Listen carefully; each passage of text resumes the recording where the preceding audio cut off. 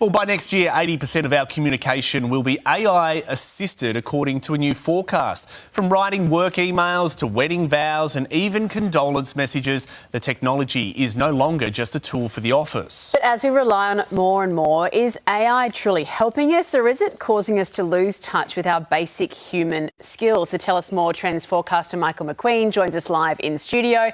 AI has us outsourcing a lot of tasks. I can understand a lot of sort of office tasks, that makes sense, admin tasks. It's a bit different when it's wedding vows and condolence messages, though. Have we crossed a line already? Well, I think so. So the challenge is we need to think about this as like augmented intelligence, not artificial intelligence. Ideally, it doesn't take the place of the things that are uniquely human.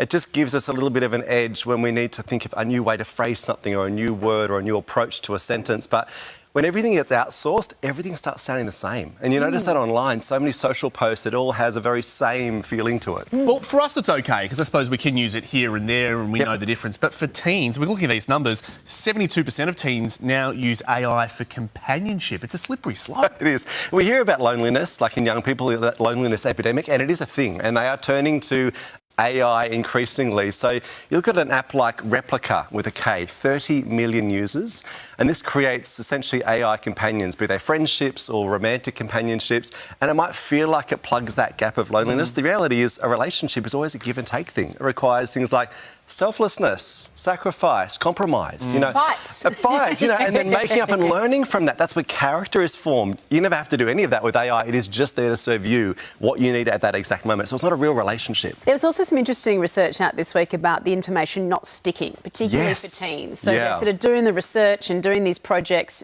with the help of AI, and then when it comes to an exam time, it's kind of not in their brains. Correct. Yeah, so this is called digital amnesia, is sort of the term for this increasingly. So there's a study at MIT, a relatively small study, admittedly, but what they looked at is when you were using AI to help you write assignments in school, your actual active brain engagement dropped by 47%.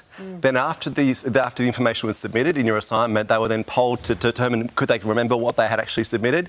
83% who used AI couldn't remember what they'd submitted, whereas only 10% of those who had done that work themselves had trouble remembering what they just submitted. So it does impact us. Remember that from school when you had to write it over and over again, and it kind of drum it into your head. So then is the fear that AI could sort of widen that divide between students who can use AI or know how to use it quite well and those that don't? Yeah, well, I think in education there is a real battle going on. So you've got some schools who are like, this is a great learning tool, we should embrace it. You've got others who have banned it entirely, and the reality is even in schools where it's banned entirely, and I think we've talked about this once before, there's a platform they use called Quillbot. I don't know if you've heard of this, where you can use like ChatGPT or Gemini to write an assignment, but you don't submit that because they're not idiots. They paste that content into Quillbot, it rearranges all the words, so when they submit that wording, all the AI stuff the schools use to figure out did a bot write it or the student gets a bit confused. So you're using AI to cover your tracks? Correct, yes. I mean, we often talk about the negative side effects of AI, but there's a huge benefit to it in things like medical research and sort of synthesising those huge amounts of data for good.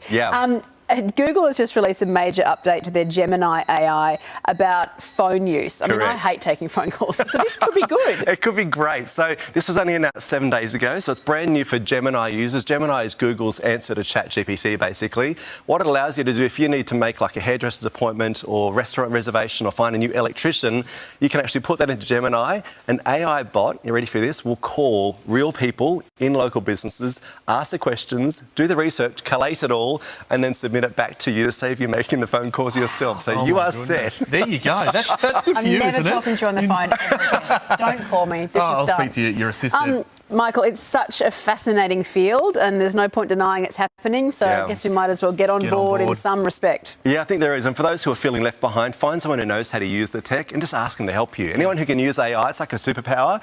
They love to show off that they can use it, and they're also often happy to share it as well. And they're a real person. And you're a real person? Are you a real person? Indeed I am. Okay, thank you, Michael. Thank you.